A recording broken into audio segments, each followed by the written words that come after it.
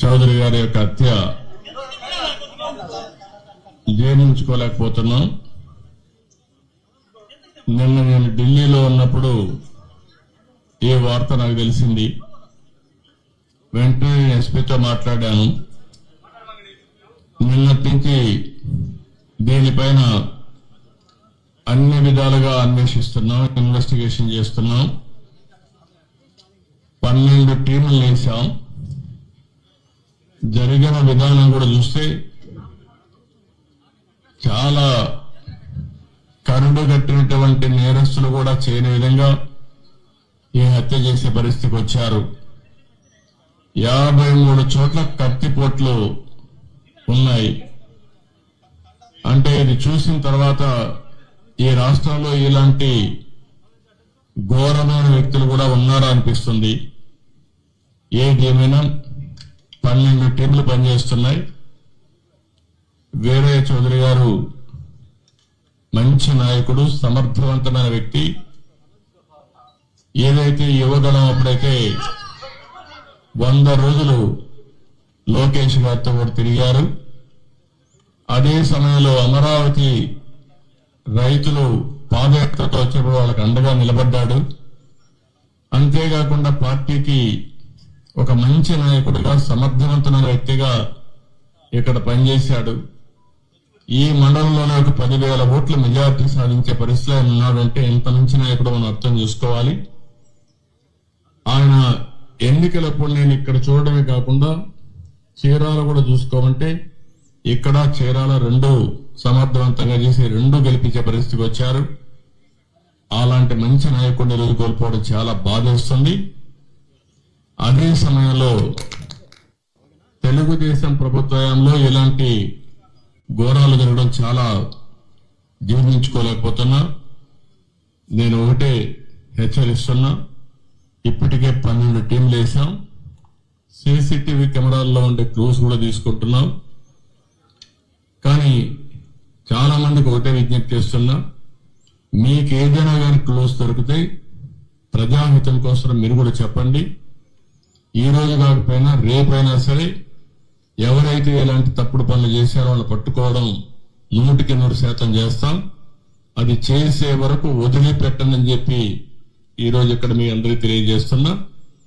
కానీ ఒకటే హెచ్చరిక చేస్తున్నా, ఇలాంటి హత్యా రాజకీయాలు చేసే వ్యక్తులకు కానీ, హత్యలు చేసే వ్యక్తులకు కానీ ఒకటే హెచ్చరిక, ఇలాంటి తప్పుడు పనులు చేసిన మీరు కూడా చివరకు కాలగర్భంలో గడిచిపోతారు, గుర్తుపెట్టుకోమని హెచ్చరిస్తున్నా.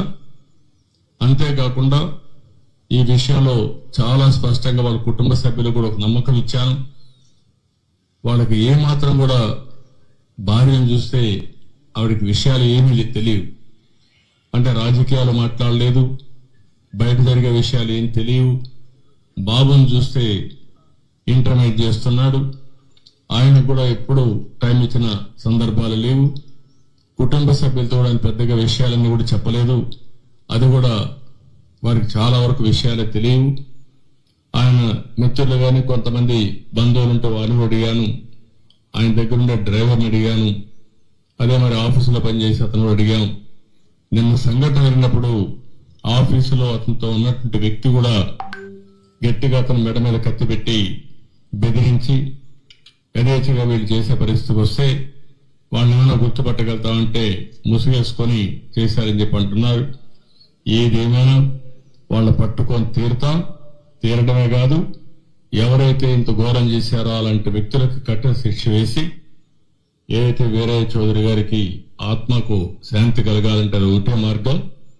మంచి నాయకుడు, సమర్థవంతమైన వ్యక్తి, ఇప్పుడిప్పుడే అంచెలంచెలుగా ఎదుగుతూ భవిష్యత్తు మంచి, మీరు చెప్పినట్టు ఒక పిలిస్తే పలికే నాయకుడు. ఎవరికి ఏ కష్టం వచ్చినా వాళ్లకు న్యాయం చేసే వరకు అధికార యంత్రాంగంతోనే కాకుండా కోర్టు కూడా వెళ్లి పరిష్కారం చేయడం కోసం అన్ని విధాల ప్రయత్నం చేస్తూనే ఉన్నాడు. అదే ఎవరన్నా మేము కూడా చెప్తున్నా, ఆయన శ్రేయోభిలాషులు అందరినీ కోరుతున్నా, మీ దగ్గర కూడా సమాచారం ఉంటే మీరు ఇవ్వండి.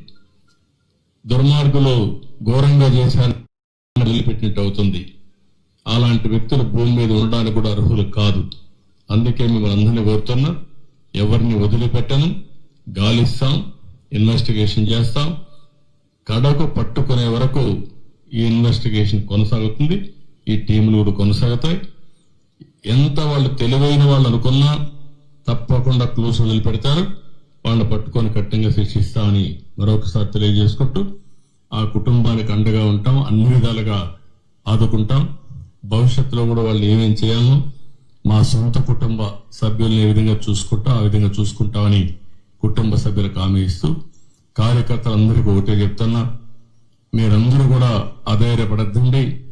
పార్టీ కుటుంబ పెద్దగా నేనున్నా, నేను అండగా ఉంటా. ఇలాంటి దుర్మార్గులు కొంతమంది ఉన్నారు, నేర రాజకీయాలు చేసే పరిస్థితులు వస్తున్నాయి. నేర రాజకీయాలు చేసే వాళ్ళందరినీ తుదముట్టించే వరకు ఈ పోరాటం ఆగదు. రాష్ట్రంలో 5 సంవత్సరాలు మనం చూశాం. నేర చరిత్రకు మళ్లీ ఒకసారి శ్రీకారం చుట్టే పరిస్థితికి వచ్చారు. అక్కడి నుంచి ఇప్పుడిప్పుడే బయటపడే పరిస్థితి వస్తే అది తట్టుకోలేక, ఇలాంటి నాయకత్వాన్ని ఎదుర్కోలేక తప్పుడు పనులు చేసే పరిస్థితికి వస్తున్నారు.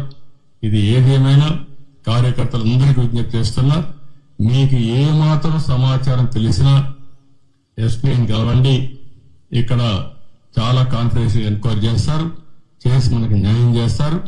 ఆయనే కాదు, మన కార్యకర్తలే కాదు, మామూలు వ్యక్తులు కూడా విజ్ఞప్తి చేస్తున్నా. ఈ రాష్ట్రం నేరమైనటువంటి నేరస్తుల అడ్డాగా తయారు కాకూడదు అనుకుంటే మీరు కూడా సహకరించాలి. సహకరిస్తే ఇలాంటి వ్యక్తుల్ని ఏం చేయాలో చేసి చూపిస్తాం. విధానం ఉంటే మాట మాట్లాడుకోవచ్చు, న్యాయం కోసం పోరాడచ్చు, బయట చెప్పచ్చు. కానీ హత్యలు చేయడం అనేది నీచమైన పని, పరమ దుర్మార్గమైన పని. దీని మీద మళ్ళీ హెచ్చరిక చేస్తున్నా, అప్పీల్ కూడా చేస్తున్నా మనలందరికీ. ఇవన్నీ చెప్పాల్సిన కోరుకుంటూ మళ్ళీ మీడియా కూడా విజ్ఞప్తి చేస్తున్నాం, మీకేదైనా క్లూస్ ఉంటే కూడా చెప్పండి. ఇది ఎట్టి పరిస్థితుల్లో ఛేదించే వరకు పోలీసు వ్యవస్థ నిద్రపోదు. వీళ్ళు పట్టుకొని శిక్షిస్తామని చెప్పి మరొకసారి హామీ ఇస్తూ అందరికి నమస్కారాలు. ఒక బయట వచ్చి చెప్పలేని వాళ్ళు ఎవరైనా ఉంటే ఎస్పీ గారు టోల్ ఫ్రీ నెంబర్ ఇస్తారు, కాన్ఫిడెన్షియల్ నెంబర్ ఇస్తాం. ఆ నెంబర్కి గాను మీరు ఫోన్ చేసి మీకు తెలిసిన సమాచారం తీసుకుంటే మీ సోర్స్ ఆఫ్ ఇన్ఫర్మేషన్ బయట పెట్టకుండా మేము పట్టుకునే కార్యక్రమం చేస్తాం. దయచేసి వారికి కూడా విజ్ఞప్తి చేస్తున్నా, ఈ రోజు అనౌన్స్ చేస్తాం. ఎస్పీకి చెప్పి ఆ టోల్ ఫ్రీ నెంబర్ కూడా పబ్లిసిటీ ఇస్తాం, అనౌన్స్ చేస్తాం. నేను అన్ని కోణాల్లో ఆలోచిస్తున్నాను. రాజకీయ కోణం, ఇలాంటి వ్యాపారం, ఆయన ఎదుగుదల జీర్ణించుకోలేకుండా ఉంటే అలాంటివి అన్ని కోణాల్లో ఎగ్జామిన్ చేస్తాం. నేరస్తుల్ని అన్ని కోణాల్లో మనం చూస్తే తప్ప ఒకవేళ వీళ్ళే చేశారా లేకుంటే హైడ్ గుండాస్ అనేది ఇచ్చారా, అలాంటి ప్రొఫెషనల్స్ మీద ఇచ్చారా అనే కోణం కూడా ఎగ్జామిన్ చేస్తున్నాం. ఏ కోణం కూడా వదిలిపెట్టాం. నేను ఒకటే చెప్తున్నా, నేను ఇక్కడికి వచ్చి చూశానంటే వాళ్ళు గుర్తుపెట్టుకోవాలి, వాడు ఈ భూమిలో ఎక్కడ దాంకున్నా ఎక్కడున్నా వాడిని పట్టుకొచ్చే వరకు వదిలిపెట్టమే మరొకసారి హెచ్చరిక చేస్తాను. దాన్ని ఎట్టి పరిస్థితిలో వదిలిపెట్టాం. ఏం చేయాలో చేసే వరకు ఛేదించే వరకు వదిలిపెట్టాం.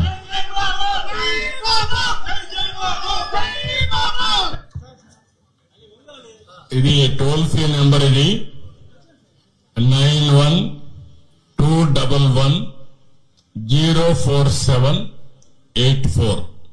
మళ్ళీ రిపీట్ చేస్తున్నా, 9121047884. ఈ నెంబర్కి ఎవరు ఫోన్ చేసినా మీ నెంబర్ని కాన్ఫిడెన్షియల్ గా పెడతాం. నేను ఒకటే మళ్ళీ చెప్తున్నా,